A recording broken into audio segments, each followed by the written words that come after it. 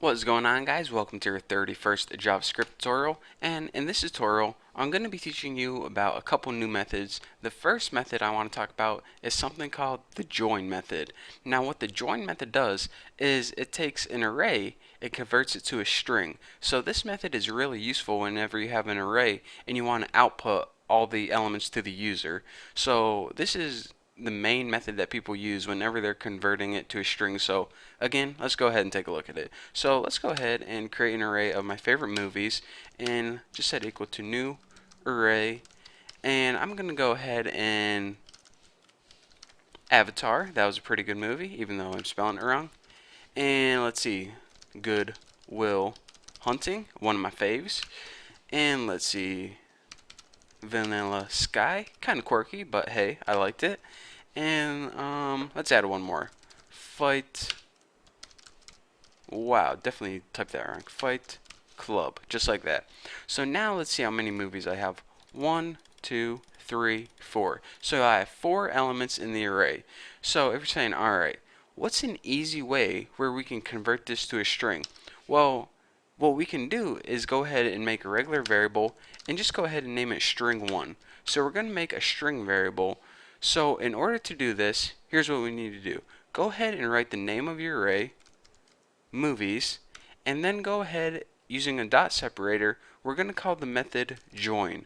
Now it doesn't take any parameters, and what it does is it's going to take every element in your array, separate it with a comma, and convert it to a string. So now that string is stored in the variable string1. So now whenever we want to write this on the screen, we just have to write string1. And now let's go ahead and save this and see what we get. Avatar, Good Will Hunting, Vanilla Sky, and Fight Club. And as I told you, it doesn't take any parameters, and whenever it doesn't take any parameters, by default it separates your list with a comma. But if you're saying, alright, what if I want to separate it with something other than a comma, like a hyphen or something like that? Well, it doesn't take any parameters by default, but you can pass in a parameter if you want. It's optional. If you do pass in a parameter, then it's gonna exchange that comma for something else. So for example, if we use a hyphen instead of nothing, what it does is it changes all those commas to hyphens. So check it out. Now you can have a customized string depending on, well, first you need to use that join method, and it actually depends on what parameter you pass it in. And one thing you may have noticed, make sure you pass your parameters in between quotation marks, because you're passing it in as a string technically. So just want to throw that out there. So now we know how to convert an array to a string. Pretty cool, definitely useful. But another method that I want to teach you guys about is called the pop method, P-O-P. And what this does is it removes the last element from an array. So for example, I have 4 elements in here, and the index is 0, 1, 2, 3. So let's go ahead and just write out like document dot write. Let's go ahead and write the last element just to verify that it is indeed there, and that would be movies index 3. And let's go ahead and add a break because we're going to be needing it later on. So now what should appear is Fight Club.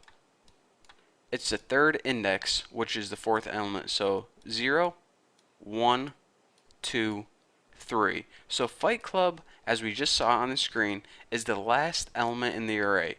So now if we call this pop method, and in order to do that, just go ahead and write the name of your array object, movies, and add pop. Now pop doesn't take any parameters, but what it does do is it's pretty much gonna alter your array where it's still called movies, but now instead of having 4 elements, it only has 3.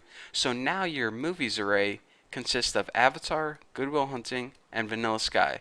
So now we're saying, alright, what happens if we try to document.write that element out now, which is movies 3. Well, movies 3 doesn't even exist anymore since it only has 0, 1, 2. So it's going to give you an undefined. So check it out. At beginning, we made an array called movies. It had 4 elements. Whenever we printed out the last element, it gave us Fight Club. appropriate. And then we altered the array. We said, alright, for this movies array, call the method pop. And what this pop did is it took the last element and it popped it off. So now our array only had 3 elements, 0, 1, and 2. So whenever we tried to print out the 4th element, it said undefined. So that is what the pop method does.